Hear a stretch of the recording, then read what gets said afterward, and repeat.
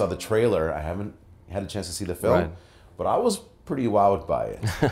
I was, because I felt like the actress was unconventionally beautiful in a way, and the story is disturbing.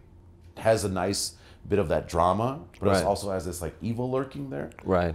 But you lit it high key. Right. How did you do that? How did you come to that decision? We thought it would be interesting to have the dark content contradict the visual aspects of the film. Yeah.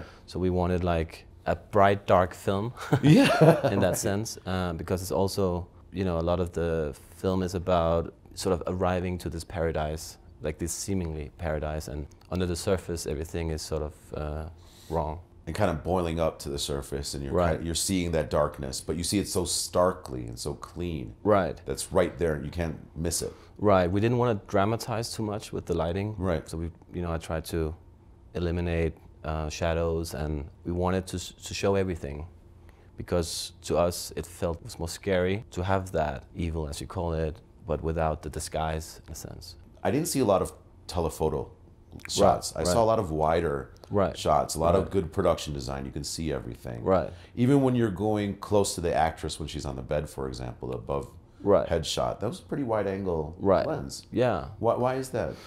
In collaboration with Isabella, who's the director, you know, we worked together before, and she's the kind of storyteller that she doesn't want to be too psychological when filming people.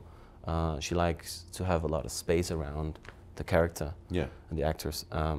We shot on anamorphic lenses, so I think in a sense you already have the distortion there, like more than with spherical lenses. Yeah, so absolutely. But yeah, we like that, the sense of, because it's kind of a hyper-real film. It's almost like a reality show, like aestheticized reality show, TV, Right. but with a much more drab and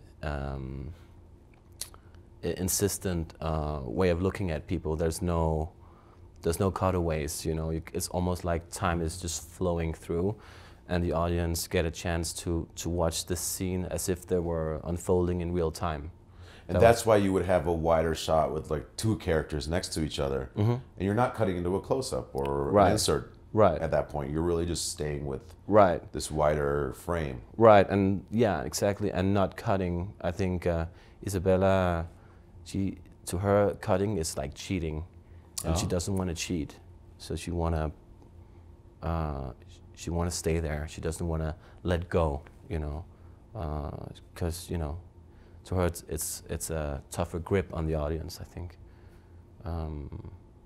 Yeah, so I think they're connected, you know, the choice of shooting wide angle and the editing style. Yeah. To go hand in hand, and yeah. Now I did notice one thing, which I think I commented before we started rolling, was that even though you did docs, I didn't see a lot of zoom in your work. I saw a lot of prime. Right. Somehow I never even consider zooming. No. I don't know. It's just, to me, I think it's maybe, I don't know. It feels a little bit like it's a mechanical construction, and the way I like to shoot is more of a organic. Like, I think all of the other features I've done, except for this one, Holiday, are shot handheld. Yes. And I like to be present with the camera. I like it when you have a sense that there's a person behind the camera, and that person has a temperament and a curiosity. So, what kind of lenses do you like using? I like it when they're not too sharp. I like it when they have a character, you know, like they have a certain look without. I don't want a look that's too forced upon the film. Right. I do like it when it's sort of, when the lens is able to behave in strange ways, like in certain lighting conditions with flares and stuff.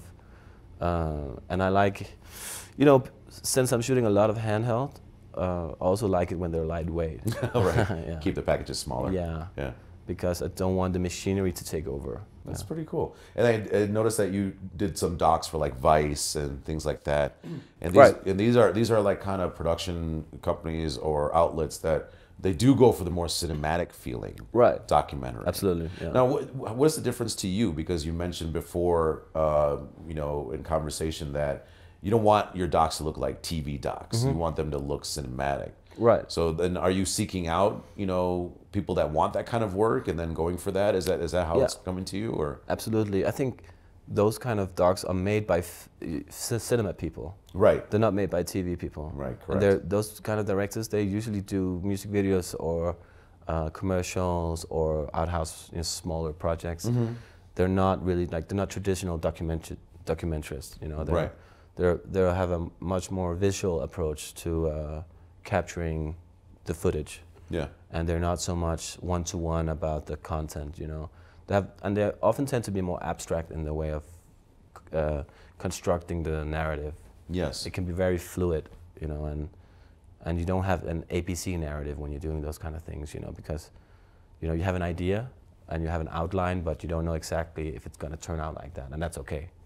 I'm glad that you said that, because I like watch your Bose commercial, for example. Right. And that's very much in line with what you're saying. You had the freedom to kind of create a look. There's not necessarily a tight narrative that tells you exactly what these women dancers are doing in Japan, and bringing dance hall there. But you get a sense of it, and you get all these cool shots that kind of build up, and by the time you're done watching the piece, you really think that you got a nice sense of what the culture is like. So but it's interesting that you say that you're not following a structure that's so tight. You can be more abstract. Also, I think when you're doing that kind of a project, you're really out capturing these bits and pieces. Yeah. You're not really, you don't know specifically where that shot is going to go. Right. So you're more like creating all the bricks for the puzzle. Right. But you don't know the puzzle yet, So those kind of films are made in the editing room.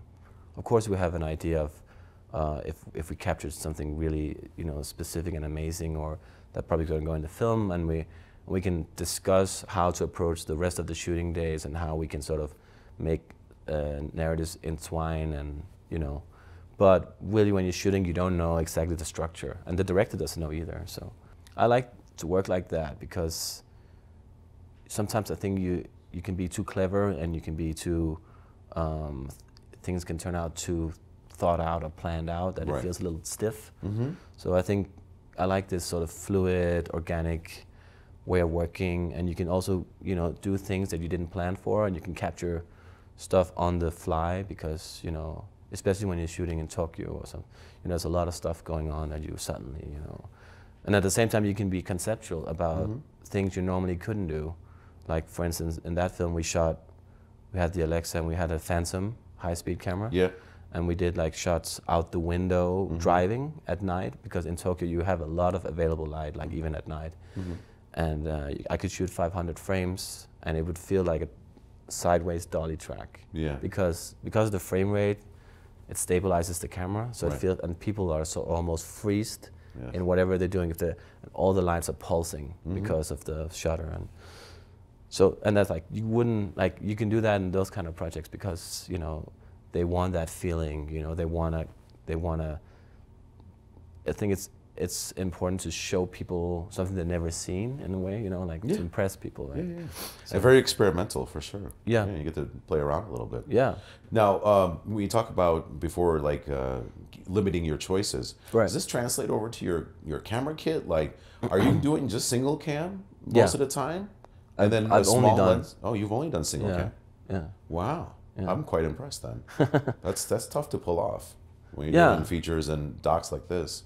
Right, I think it has to be a really good reason to have a second camera. Like, I would do it, I would only do that for like special effects, but even special effects, I did with single cam. Okay. But I mean, I understand why people do use two cameras, Sure, but I wouldn't. I think there's, I haven't really done it, but I'm only speculating. But I think you have to change your lighting style and stuff like that, and also the framing. I think to me it seems a little limiting. Limiting, yeah. Yeah, unless you have a really strong concept for why you're doing it, or maybe you have them right next to each other. I don't know, something like that. What about your lens kit? Is it also limited? How many focal lengths do you like to take with you? I like to have, I like to be able to choose, but I prefer using not too many focal lengths, like 2, 3. Oh, really? Yeah. Okay. And I only go with long lenses if I really have to. Like, Yeah. I'd rather not, to be honest. You know. You like being close to the action. Yeah. You like being intimate with the actors. Right. Yeah. Right. Or using them in a different way, like on a documentary called Pine Ridge. I did all the wide shots on a 135mm lens. You did. Okay. Yeah. Literally compresses it together. Yeah, I liked it. It felt like almost like a canvas, and we were able to film people from far away.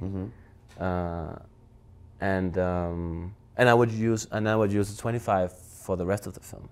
So I would do everything else on the 25, but and the wide shots you yeah, it's almost reversed, right? Yeah, yeah. But it gave an interesting dynamic because the wide shots wasn't really to show like scenery, because the scenery was already in there all the time when I was shooting. Yeah, especially with the 25, yeah. Right. So it's more like it was more like compositional tool to, and also a way to capture reality without just being in there with people. It's almost like hidden cam without being hidden cam. Without being hidden cam, Yeah. yeah. Very nice. Yeah. Very interesting. But I definitely prefer wider lenses, you know. Yeah, I'm sure you've used ZEISS lenses before. Right. Actually, the Pine Ridge documentary was shot on the standard size, the old ones, yeah. Yeah. Very lightweight. So I did that without anything, like it was just the bare camera and the lens without like nothing. No matte box, no nothing. No follow focus, no, not even a rig. I had it in my hand. Oh, okay. Yeah, I was young. So. Yeah, nice.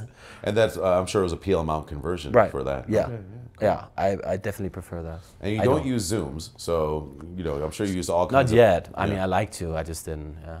Oh, it makes a lot of sense. Very cool. Yeah. And then, do you also do photography?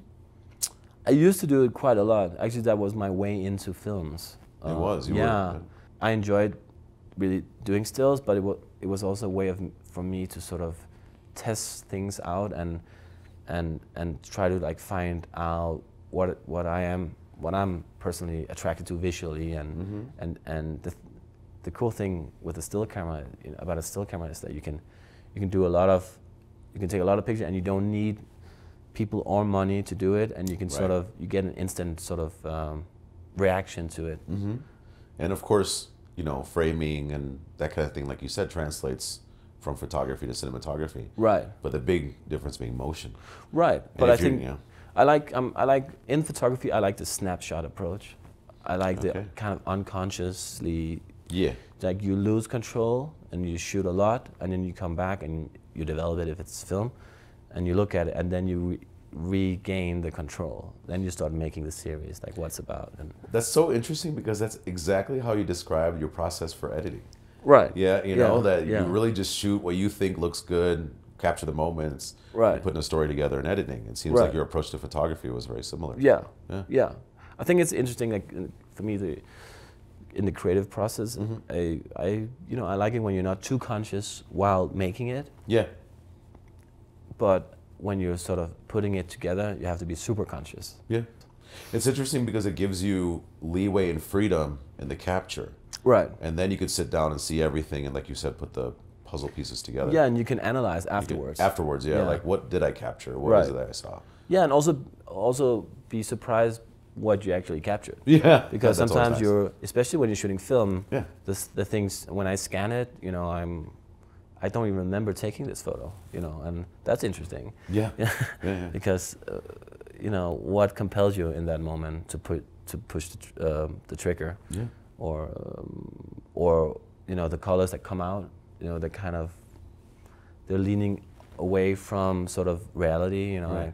That's also why I like film, because it's not one-to-one to what you saw on set. Sometimes with digital, it's very one-to-one, and it's almost like, yeah, I just love the surprise of it, and it's almost like it's an interpretation between you and the medium. You know, something happens in there that you're not in control of. Right. Yeah. It's that magic of the film plane. Right. The grain of the stock you're using. Right. I think some cinematographers they prefer being in total control. I'm just not one of them. I like it when I don't know exactly what I'm getting. I think I would be bored if I were too conscious, too in control. Yeah, very nice. Yeah. So thank you for joining us, and thanks a lot, man. That was really, really nice.